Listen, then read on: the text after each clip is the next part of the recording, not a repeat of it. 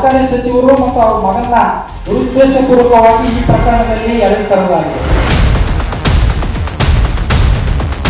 ಯಾವಾಗ ಸಚಿವರಾದ ಅಂದಿನಿಂದಲೂ ಕೂಡ ಅವರಿಂದ ಇಂಥ ಒಂದು ಷಡ್ಯಂತ್ರ ನಡೀತಾ ಇದೆ. ಎಲ್ಲಿಯೂ ಕೂಡ ದಾಖಲೆಗಳಿಲ್ಲ. ಈ ತರದ ಸುಳ್ಳು ಆರೋಪಗಳನ್ನ ಮಾಡಬಾರದು ಅನ್ನೋದು ನಮ್ಮ ಆಗ್ರಹ. ಅಧಿಕಾರಿಗಳು ಅರೆಸ್ಟ್ ಆಗಿದ್ದಾರೆ. ಕಾನೂನು ಪ್ರಕ್ರಿಯೆಗಳಲ್ಲಿ ಏನಾಗಬೇಕು ಎಲ್ಲ ನಡೀತಾ ಇದೆ.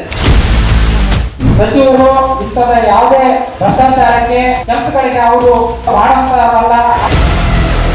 ಅಧಿಕಾರಿಗಳನ್ನ ಇದೇ ತರ ವರ್ಷ ಟ್ರ್ಯಾಪ್ ಮಾಡಿಸಿ ತಮ್ಮ ಕೆಲಸ ಕಾರ್ಯಗಳನ್ನ ಮಾಡಿಕೊಳ್ಬೇಕನ್ನೋ ಒಂದು ಗುಂಪು ಕಾರಣ ಆಗಿದೆ. ಈ ಸರ್ಕಾರದಲ್ಲಿ ಈಗಾಗಲೇ ಕೆಲವು ದಲಿತ ಸಚಿವರನ್ನ ರಾಜೀನಾಮೆ ಕೊಡಿಸಿದ್ದಾರೆ. ಈಗ ಮತ್ತೆ ದಲಿತರನ್ನೇ ಟಾರ್ಗೆಟ್ ಮಾಡುತ್ತಾರೆ. ಈಗ ತಿಮ್ಮಾಪುರ ಅವರನ್ನ ಟಾರ್ಗೆಟ್ ಮಾಡಿದ್ದಾರೆ. ಆರ್ಪಿ ತಿಮ್ಮಾಪುರ ಅವರ ಹೆಸರಿಗೆ ಮಸಿಗೊಳ್ಳೋದು, ಇವ್ರ ಖಾತೆಯನ್ನ ಕಿತ್ಕೋಬಹುದು. ಬಹುಶಃ ಕರ್ನಾಟಕದ ಇತಿಹಾಸದಲ್ಲಿ ಯಾರು ಕೂಡ ಅಬಕಾರಿ ಲೈಸೆನ್ಸ್ ಅಲ್ಲಿ ಮೀಸಲಾತಿಯನ್ನ ಕೊಟ್ಟಿದ್ದಿಲ್ಲ. ಇದನ್ನ ನೋಡಿ ಸಹಿಸಿಕೊಳ್ಳದಂತ ಶಕ್ತಿಗಳು ಈಗ ತಿಮ್ಮಾಪುರ ಅವರನ್ನ ಹೇಗಾದ್ರೂ ಮಾಡಿ ಕೆಟ್ಟಕ್ಕೆ ತರಬೇಕಂತ ಇಂಥ ಇಲ್ಲ ಸಲ್ಲದ ಆರೋಪಗಳನ್ನ ಯಾರು ಮಾತಾಡಿರ್ತಕ್ಕಂಥದ್ದು ಇಟ್ಕೊಂಡು ದೊಡ್ಡ ಸುದ್ದಿಯನ್ನು ಮಾಡ್ತಕ್ಕಂಥ ಇವತ್ತು ಯಾರು ಸಚಿವರು ತಪ್ಪು ಮಾಡಿದ್ರೆ ಅಂತ ತಪ್ಪು ಮಾಡಿದಂತ ದಾಖಲಾತಿಗಳಿದ್ರೆ ತೆಗೆದುಕೊಂಡು ದಾಖಲೆ ಸಮೇತ ಕೊಟ್ರೆ ಉಪಯುಕ್ತ.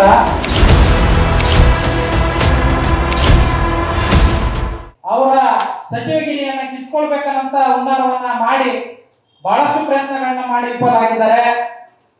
ಆದ್ರೆ ಅವರು ಉದ್ದೇಶಪೂರ್ವಕವಾಗಿ ಜಗದೀಶ್ ಮತ್ತು ತಮ್ಮಣ್ಣವರನ್ನ ಸಂಪರ್ಕಿಸಿ ತಮಗೆ ಒಂದು ಫ್ಯಾಕ್ಟರಿ ಏನು ಬಿಯರ್ ಪ್ರೈವೇಟ್ ಫ್ಯಾಕ್ಟರಿಯನ್ನ ಓಪನ್ ಮಾಡ್ಬೇಕನ್ನೋ ಕಾರಣಕ್ಕಾಗಿ 2.5 ಕೋಟಿ ಕೊಟ್ಟು ಬಾರ್ ಲೈಸೆನ್ಸ್ ತಗೋಬೇಕು, 2.5 ಕೋಟಿ ಕೊಡ್ಬೇಕಂತಂದು ಹೇಳಿ ಯಾಕಾದ್ರೂ ಮಾಡಿ ಸಚಿವರ ಹೆಸರನ್ನ ಪ್ರೂವ್ ಮಾಡಿ ಅಧಿಕಾರಿಗಳ ಮುಖಾಂತರ ಅವ್ರ ಹೆಸರನ್ನ ಮುನ್ನೆಲೆಗೆ ತಂದು ಅವ್ರಿಗೂ ಕೂಡ ಯಾವ ಲಂಚ ಕೊಟ್ಟು ಅವ್ರನ್ನು ಕೂಡ ಈ ಕೆಟ್ಟಕ್ಕೆ ಕೆಳಬೇಕನ್ನಂತ ಪ್ರಯತ್ನ ಮಾಡಿದ್ದಾರೆ. ಆದ್ರೆ ಸಚಿವರು ಇಂಥದ ಯಾವುದೇ ಭ್ರಷ್ಟಾಚಾರಕ್ಕೆ ಅಥವಾ ಇಂಥ ಕೆಟ್ಟ ಕೆಲಸಗಳಿಗೆ ಅವರು ಮಾಡಂತಾರಲ್ಲ. ಆ ಕಾರಣಕ್ಕಾಗಿ ಇವ್ರ ಬಲಿಗೆ ಅವ್ರು ಸಿಗ್ಲಿಲ್ಲ, ಅಧಿಕಾರಿಗಳು ಸಿಕ್ಕರು. ಅಧಿಕಾರಿಗಳನ್ನ ಇದೇ ತರ ವರ್ಷ ಟ್ರ್ಯಾಪ್ ಮಾಡಿಸಿ ತಮ್ಮ ಕೆಲಸ ಕಾರ್ಯಗಳನ್ನ ಮಾಡಿಕೊಳ್ಬೇಕನ್ನಂತ ಒಂದು ಗುಂಪು ಈ ಚಟುವಟಿಕೆಯಲ್ಲಿ ಕಾರಣ ಆಗಿದೆ. ಯಾಕಂದ್ರೆ ಅಧಿಕಾರಿಗಳನ್ನ ಇಂಥ ಹಣ ಕೊಟ್ಟು ನೇರವಾಗಿ ಇಡಿಸಿ ಟ್ರ್ಯಾಪ್ ಮಾಡಿ ಒಂದು ಹೆಸರು ಮಾಡ್ತಕ್ಕಂಥ ಗಿಳಿಗೂ ಕೂಡ ಇದು ಕಾರಣವಾಗಿರ್ತದೆ. ಯಾಕಂದ್ರೆ ದೂರದವರ ಉದ್ದೇಶನೇ ಅದು, ಒಬ್ಬರನ್ನ ಟ್ರ್ಯಾಪ್ ಮಾಡಿಬಿಡೋದು. ಟ್ರ್ಯಾಪ್ ಮಾಡಿದ್ದು ಸುದ್ದಿ ಆಗ್ಬಿಡುತ್ತೆ. ಸುದ್ದಿ ಆದ ನಂತರ ನಮ್ಮ ಕೆಲಸ ಕಾರ್ಯಗಳನ್ನ ಈಸಿಯಾಗಿ ಸರಳವಾಗಿ ಎಲ್ಲಾ ಅಧಿಕಾರಿಗಳನ್ನ ಭಯಗ್ರಸ್ತ ಮಾಡಿ ಕೆಲಸ ಕಾರ್ಯಗಳನ್ನ ಪೂರ್ಣ ಮಾಡಬಹುದು ಅನ್ನೋದನ್ನ ಇವರ ಕೈಯಲ್ಲಿ. ದಯವಿಟ್ಟು ಈ ಸರ್ಕಾರದಲ್ಲಿ ಕೆಲವು ಸಚಿವರು ಉಳ್ಕೊಂಡಿದ್ದಾರೆ. ದಲಿತರು ಒಂದು ಈಗಾಗಲೇ ಈ ತರದ ಭ್ರಷ್ಟಾಚಾರಗಳನ್ನ ಬೇರೆ ವಿಚಾರಗಳನ್ನ ಇಟ್ಕೊಂಡು ಈಗಾಗಲೇ ಕೆಲವು ದಲಿತ ಸಚಿವರನ್ನ ರಾಜೀನಾಮೆ ಕೊಡಿಸಿದ್ದಾರೆ. ಇಬ್ಬರು ರಾಜನಾಥ್ ಸರ್ ಆಗಿರ್ಬೋದು ಅಥವಾ ನಾಗೇಂದ್ರ ಅವರು ಆಗಿರ್ಬೋದು, ಇಂಥವ್ರನ್ನ ರಾಜೀನಾಮೆ ಕೊಡಿಸಿದ್ದಾರೆ. ಈಗ ಮತ್ತೆ ದಲಿತರನ್ನೇ ಟಾರ್ಗೆಟ್ ಮಾಡೋಂಥದ್ದು. ಯಾಕೆ ದಲಿತರನ್ನ ಟಾರ್ಗೆಟ್ ಮಾಡ್ತಾರೆ ಅಂತಂದ್ರೆ ಈಗಿರ್ತಕ್ಕಂಥ ಸರ್ಕಾರ ಹೆಚ್ಚಿನ ಸಂಖ್ಯೆಯಲ್ಲಿ ದಲಿತರನ್ನ ಮಂತ್ರಿಗಳನ್ನ ಮಾಡಿದೆ. ಹಿಂದಿನ ಸರ್ಕಾರ 2 ಸಚಿವರು ಇದ್ರು, ಈಗ 7 ಜನ ಸಚಿವರು ಇದ್ರು. 7 ಜನ ಸಚಿವರಲ್ಲಿ ಈಗಾಗಲೇ 2 ದಲಿತರ ಸಚಿವರನ್ನ ಔಟ್ ಮಾಡಲಾಗಿದೆ ಬೇರೆ ಕಾರಣಕ್ಕಾಗಿ. ಒಬ್ಬರ ಮೇಲೆ ಭ್ರಷ್ಟಾಚಾರ ಆರೋಪ ಹೊರಿಸಿದ್ರು, ಇನ್ನೊಬ್ಬರ ಮೇಲೆ ಸಣ್ಣ ಕಾರಣಕ್ಕಾಗಿ ಅವ್ರನ್ನ ಕಿಕ್ಔಟ್ ಮಾಡಲಾಯಿತು. ಈಗ ತಿಮ್ಮಾಪುರ ಅವ್ರನ್ನ ಟಾರ್ಗೆಟ್ ಮಾಡಿದ್ದಾರೆ. ಯಾಕೆ ಅಂತಂದ್ರೆ ಪ್ರಮುಖವಾಗಿ ಬಹಳ ಪ್ರಬಲ ಖಾತೆ ಹೊಂದಿರತಕ್ಕಂಥ ಮಾನ್ಯ ತಿಮ್ಮಾಪುರ ಅವ್ರಿಗೆ ಈ ಖಾತೆಯನ್ನು ಹೆಂಗಾದ್ರೂ ಕಿತ್ಕೋಬೇಕಂತಂದು ಸರ್ಕಾರದ ಒಳಗಿರ್ತಕ್ಕಂಥ ಯಾವುದೋ ಇರ್ಬೋದು ಅಥವಾ ಬೇರೆ ಲಾಬಿಗಳು ಅವ್ರನ್ನ ಹೆಂಗಾದ್ರೂ ಮಾಡಿಬಿಟ್ಟು ಭ್ರಷ್ಟಾಚಾರದಲ್ಲಿ ಸಿಲುಕಿಸ್ಬಿಟ್ಟು ಅವ್ರನ್ನ ಈ ಮಂತ್ರಿಗಿರಿಯನ್ನ ಕಸ್ಕೋಬೇಕನ್ನಂತ ಕೆಲಸವನ್ನ ಮಾಡ್ತಾ ಇದ್ದಾರೆ. ಬಹಳ ಪ್ರಮುಖವಾಗಿ ಸುದ್ದಿ ಮಾಧ್ಯಮಗಳಲ್ಲಿ ಕೇಳಿ ಬರ್ತಾ ಇದೆ, ಸಚಿವ ಸಂಪುಟ ಪುನರ್ರಚನೆ ಇದೆ ಅನ್ನಂತ ಸುದ್ದಿ ಈಗಾಗಲೇ ಆಗುತ್ತಾ ಇದೆ. ಸೊ ಇಂಥ ಸಂದರ್ಭದಲ್ಲಿ ಇವ್ರ ಹೆಸರಿಗೆ ಆರ್ಪಿ ತಿಮ್ಮಾಪುರ ಅವರ ಹೆಸರಿಗೆ ಮಸಿ ಬಳಿದು ಇವ್ರ ಖಾತೆಯನ್ನ ಕಿತ್ಕೋಬೇಕು, ಇವ್ರಿಗೆ ಖಾತೆ ಇಲ್ಲದಂತೆ ಮಾಡಬೇಕು. ಮುಂದೆ ನಡೀತಕ್ಕಂಥ ಸಚಿವ ಸಂಪುಟ ಪುನರ್ರಚನೆ ಸಂದರ್ಭದಲ್ಲಿ ಇವ್ರಿಗೆ ಯಾವುದೇ ಸಚಿವ ಸಂಪುಟದಲ್ಲಿ ಅವಕಾಶ ಸಿಗದಂತೆ ಕಸ್ಕೋಬಳ್ಕೊಳ್ಳುವಂತ ಹುನ್ನಾರ ಇದರಲ್ಲಿ ಷಡ್ಯಂತ್ರ ಮಾಡ್ತಾ ಇದ್ದಾರೆ ಅನ್ನೋಂಥದ್ದು ಬಹಳ ಮೇಲ್ನೋಟಕ್ಕೆ ಕಾಣ್ತಾ ಇದೆ. ಹಾಗಾದ್ರೆ ಸರ್ಕಾರ ಬಂದ ನಂತರ ಮಾನ್ಯ ಅಬಕಾರಿ ಸಚಿವರು ಆರ್.ಬಿ. ತಿಮ್ಮಾಪುರ ಅವರು ಇಲಾಖೆಯನ್ನ ಜವಾಬ್ದಾರಿ ತಗೊಂಡ ನಂತರ ಇಲಾಖೆಯಲ್ಲಿ ಆಗಿರ್ತಕ್ಕಂಥ ಸುಧಾರಣೆಗಳನ್ನ ಯಾರು ಕೂಡ ಮಾತಾಡ್ತಾ ಇಲ್ಲ. ಆಡಳಿತ ವಿಭಾಗದಲ್ಲಿ ಆಗಿರ್ಬೋದು, ಅಬಕಾರಿ ಸೇವೆಗಳಲ್ಲಿ ಸರಳೀಕರಣ ಆಗಿರ್ಬೋದು, ಹೊಸ ಲೈಸೆನ್ಸ್ ಕೊಡುವಂತ ಸಂದರ್ಭದಲ್ಲಿ ಸರಳೀಕರಣ ಆಗಿರ್ಬೋದು, ಮತ್ತೆ ಇತ್ತೀಚೆಗೆ ಬಹುಶಃ ಕರ್ನಾಟಕದ ಇತಿಹಾಸದಲ್ಲಿ ಯಾರು ಕೂಡ ಅಬಕಾರಿ ಲೈಸೆನ್ಸ್ ಅಲ್ಲಿ ಮೀಸಲಾತಿಯನ್ನ ಕೊಟ್ಟಿದ್ದಿಲ್ಲ. ಮಾನ್ಯ ಅಬಕಾರಿ ಸಚಿವರು ಆರ್.ಬಿ. ತಿಮ್ಮಾಪುರ ಅವರು ಇತ್ತೀಚೆಗೆ ಆಕ್ಷನ್ ಅರಾಜಕೀಯ ಪ್ರಕ್ರಿಯೆಯಲ್ಲಿ ದಲಿತರಿಗೆ 17% ಮೀಸಲಾತಿ ಕೊಟ್ಟು ಜೊತೆಗೆ ಮೀಸಲಾತಿಯಲ್ಲಿ ಕೂಡ ಒಳ ಮೀಸಲಾತಿಯನ್ನ ಜಾರಿ ಮಾಡಿದ್ದಾರೆ. ಇದು ತುಂಬಾ ಕೆಂಗಣ್ಣಿಗೆ ಗುರಿಯಾಗಿದೆ. ಆಡಳಿತ ಪಕ್ಷಕ್ಕಾಗಿರ್ಬೋದು, ವಿರೋಧ ಪಕ್ಷಕ್ಕಾಗಿರ್ಬೋದು, ಅಥವಾ ಬೇರೆ ಬೇರೆ ಈ ಲಿಕ್ಕರ್ ಲಾಬಿಯ ಶ್ರೀಮಂತ ವರ್ಗಕ್ಕಾಗಿರ್ಬೋದು. ಇದು ಬಹಳ ಗಂಭೀರವಾದಂತ ವಿಚಾರ. ಬಹುಶಃ ಇಲ್ಲಿ ಸೋಷಿಯಲ್ ಜಸ್ಟಿಸ್ ಅನ್ನ ಕೊಟ್ಟಿರೋದೇ ಆರ್.ಬಿ. ತಿಮ್ಮಾಪುರ ಅವರು ಸರ್ ಎಲ್ಲರಿಗೆ ಕೆಂಗಣ್ಣಿಗೆ ಗುರಾಗಿದ್ದಾರೆ ಅಂತ ಹೇಳ್ಬೋದು. ಯಾಕಂದ್ರೆ ಈ ಮೊದಲು ಇಲ್ಲಿ ಗಂಟ ಬರೇ ಯಾರು 100 ಕೋಟಿ ಒಡೆಯರಿರ್ತಾರೆ, ಶ್ರೀಮಂತ ವರ್ಗ ಇರ್ತಾರೆ, ಬಂಡವಾಳಶಾಹಿಗಳು ಯಾರಿರ್ತಾರೆ, ಅವರಿಗೆ ಮಾತ್ರ ಲಿಕ್ಕರ್ ಲೈಸೆನ್ಸ್, ಇದರಲ್ಲಿ ಲೈಸೆನ್ಸ್ ಪಡೆಯೋದು ಮತ್ತೆ ಅದನ್ನ ಇದು ಮಾಡತಕ್ಕಂಥ ಕೆಲಸವನ್ನ ಮಾಡ್ತಾ ಇದ್ರು. ಆದ್ರೆ ಇವ್ರು ಬಂದ ನಂತರ ಏಕಾಏಕಿ ಈ ಲಿಕ್ಕರ್ ಬಿಸ್ನೆಸ್ ಅನ್ನ ಲೈಸೆನ್ಸ್ ಅನ್ನ ದಲಿತರಿಗೂ ಕೂಡ ಅವಕಾಶ ಕೊಡಲಾಯಿತು. ಇದನ್ನ ನೋಡಿ ಸಹಿಸಿಕೊಳ್ಳದಂತ ಶಕ್ತಿಗಳು ಈಗ ತಿಮ್ಮಾಪುರ ಸರ್ ಅವರನ್ನ ಹೇಗಾದ್ರೂ ಮಾಡಿ ಕೆಟ್ಟಕ್ಕೆ ಕೇಳಬೇಕಂತ ಇಂಥ ಇಲ್ಲ ಸಲ್ಲದ ಆರೋಪಗಳನ್ನ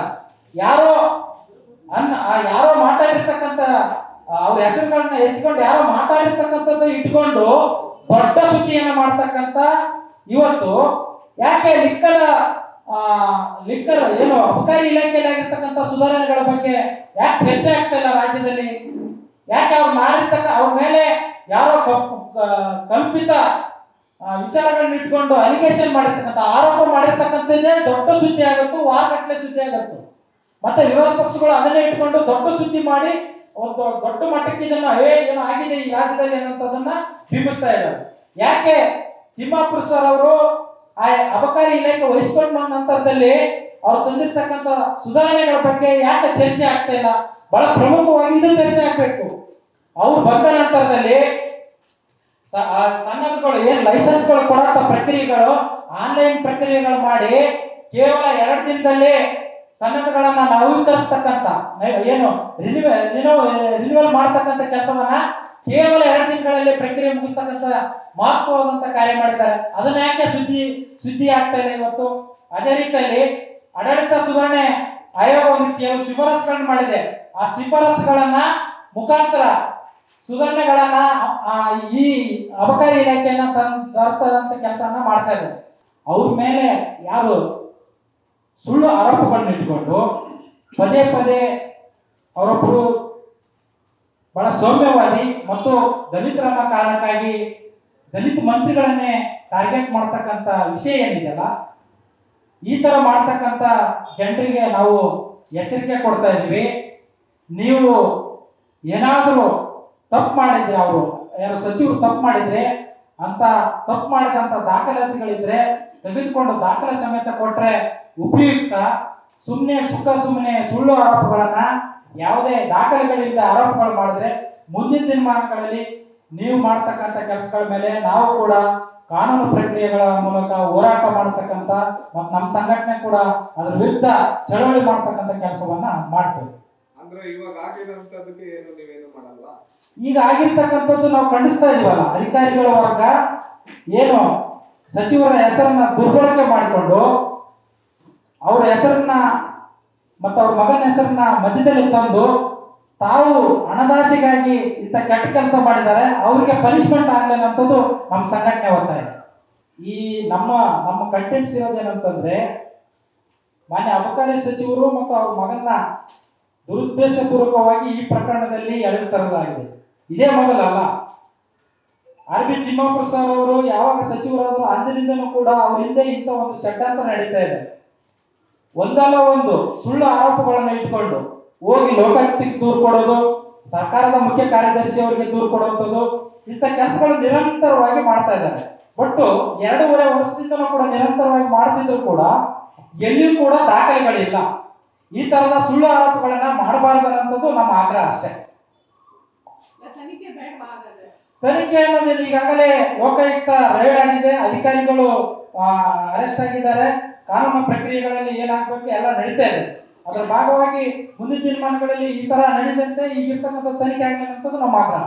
ಸರ್, ನಾನು ನಿಮ್ಗೆ ಹೇಳ್ತಾ ಇದ್ದೀನಿ, ಯಾವಾಗ ಸಚಿವರು ಅಧಿಕಾರಕ್ಕೆ ಬಂದ್ರು ಅಂದಿನಿಂದನೂ ಕೂಡ ಬರೀ ಲಕ್ಷ್ಮೀನಾರಾಯಣ ಅಂತಾರಲ್ಲ, ತುಂಬಾ ಜನ ಇಲ್ಲ ಸಲ್ಲದ ಸುಳ್ಳು ಆರೋಪಗಳು ತಮ್ಮ ಕೆಲಸ ಆಗದೆ ಇರೋಂಥ ಸಂದರ್ಭದಲ್ಲಿ ಆಗಿರ್ಬೋದು, ತಾವು ಹೋಗಿ ಲೈಸೆನ್ಸ್ ಕೊಡಿಸಕ ಹೋದಂತ ಸಂದರ್ಭದಲ್ಲಿ ಅಥವಾ ಮೀಡಿಯೇಟರ್ ಆಗಿ ಏನೋ ಕೆಲಸ ಮಾಡೋ ಸಂದರ್ಭದಲ್ಲಿ ತಮ್ಮ ಕೆಲಸ ಆಗಿಲ್ಲ ಅಂದ ತಕ್ಷಣನೇ ಸಚಿವರು ಮಗನ ಯಾರೋ ಹೇಳ್ತಂದ್ಬಿಡೋದು.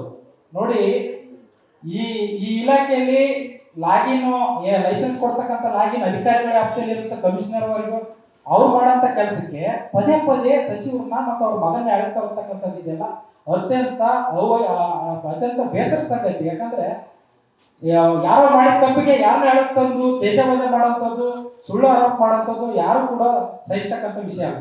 ನೋಡಿ, ಅಧಿಕಾರಿಗಳನ್ನ ಸತತವಾಗಿ ಸಚಿವರು ನೀವು ಮಾಧ್ಯಮದಲ್ಲೇ ಬಿತ್ತರಿಸ್ತೀರಿ, ಅವರು ನಿರಂತರವಾಗಿ ಜಿಲ್ಲಾ ಮಟ್ಟದ ಮೀಟಿಂಗ್ಗಳಾಗಿರ್ಬೋದು, ಕಮಿಷನರೇಟ್ ಅಲ್ಲಿ ಮೀಟಿಂಗ್ಗಳಾಗಿರ್ಬೋದು, ನಿರಂತರವಾಗಿ ಅಧಿಕಾರಿಗಳ ಮಟ್ಟದಲ್ಲಿ ಅವ್ರು ಕೆಲಸ ಮಾಡ್ತಾ ಇದ್ದಾರೆ. ಅವರು ಎಷ್ಟು ಸಾಧ್ಯ ಇತ್ತು ಅಷ್ಟನ್ನು ಇಲಾಖೆಯ ಸುಧಾರಣೆಗಳನ್ನ ತರ್ತಾ ಇದ್ದಾರೆ, ಅಧಿಕಾರಿಗಳಿಗೆ ಎಚ್ಚರಿಕೆ ಕೊಡ್ತಾ ಇದ್ದಾರೆ, ಇಂಥದ್ದು ಮಾಡಬಾರ್ದು ಅಂತ. ಆದ್ರೆ ಬೇಕಂತಲೇ ಟ್ರ್ಯಾಪ್ ಮಾಡ್ತಕ್ಕಂಥ ವ್ಯವಸ್ಥೆ ಕೂಡ ಇವತ್ತು ನಡೀತಾ ಇದೆ. ಆ ಕಾರಣಕ್ಕಾಗಿ ಆಗ್ತಕ್ಕಂಥ ಕೆಲಸಗಳನ್ನ ಮೊನ್ನೆ ಅದಕ್ಕೆ ಸಚಿವರನ್ನ ಪ್ರಶ್ನೆ ಮಾಡಿದ್ರು, ಇಂಥ ಘಟನೆ ನಡೆದಿದೆ, ನೀವೇನ್ ಮಾಡ್ತೀರಾ ಅಂತ. ಅವ್ರು ನೇರವಾಗಿ ಹೇಳಿದ್ರು, ಉಪ್ಪು ತಿಂದವನು ನೀರು ಕುಡ್ಲೇಬೇಕು, ತನಿಖೆ ಆಗ್ಲೇಬೇಕು, ಅಧಿಕಾರಿಗಳನ್ನ ಮುಂದಿನ ದಿನಗಳಲ್ಲಿ ನಿಯಂತ್ರಣ ಇರ್ತಕ್ಕಂಥದ್ದು ಮತ್ತೆ ಇನ್ನೊಂದಿಷ್ಟು ದಕ್ಷ ಕೆಲಸಗಳನ್ನ ನಾವು ಮಾಡ್ತೀವಿ ಅಂತ ಅವರೇ ಹೇಳಿದ್ದಾರೆ ಅಷ್ಟ. ಇದ್ರಲ್ಲಿ ಯಾಕೆ ನೋಡ್ರಿ, ಪ್ರತಿಯೊಂದಕ್ಕೂ ಕೂಡ ಅಟ್ರಾಸಿಟಿ ಕೇಸು ಅಥವಾ ದಲಿತರನ್ನ ಕಾರಣಕ್ಕಾಗಿ ಇಂಥ ಕೆಲಸಗಳನ್ನ ಈ ವಿಚಾರವಾಗಿ ಅದನ್ನ ಬಳಸ್ಕೊಳ್ಳೋದಲ್ಲ. ನೋಡಿ, ದಲಿತ ಮಂತ್ರಿಗಳನ್ನೇ ಟಾರ್ಗೆಟ್ ಮಾಡ್ತಾ ಇದ್ದಾರೆ ಅಂತ ಹೇಳ್ತಾರೆ. ಈ ಸರ್ಕಾರದಲ್ಲಿ 7 ಜನ ಸಚಿವರನ್ನ ಇದ್ರು ದಲಿತರು, ಈಗಾಗಲೇ 2 ಕಿಕ್ಔಟ್ ಆಗಿದ್ದಾರೆ ಬೇರೆ ಬೇರೆ ಕಾರಣಕ್ಕಾಗಿ. ಇವ್ರನ್ನು ಕೂಡ ಟಾರ್ಗೆಟ್ ಮಾಡಿದಾರೆ ಅಂತ ಹೇಳ್ತಾ ಇದೀವಿ. ಅಟ್ರಾಸಿಟಿ ಇಂಥ ವಿಚಾರಕ್ಕೆಲ್ಲ ಬಳಸ್ಕೊಳ್ಳೋದಲ್ಲ. ನೋಡಿ, ಯಾರ ಮೇಲೆ ವ್ಯಕ್ತಿಗತವಾಗಿ ಯಾರ ಮೇಲೆ ಇಲ್ಲ, ಇದು ನಿರಂತರವಾಗಿ ಒಂದು ಜಾಲ, ಯಾವುದೋ ಒಂದು ಜಾಲ ಕೆಲಸ ಮಾಡ್ತಾ ಇದೆ ಅಂತ ಹೇಳ್ತಾ ಇದ್ದೀವಿ. ಈಗ ಒಬ್ಬೊಬ್ಬರಿಗೆ ಹೆಸರು ಬರ್ತಾ ಇದಾವೆ, ಹಿಂದ್ಗಡೆ ಹುಡ್ಕಂತ ಹೋದ್ರೆ ಗೊತ್ತಾಗುತ್ತೆ.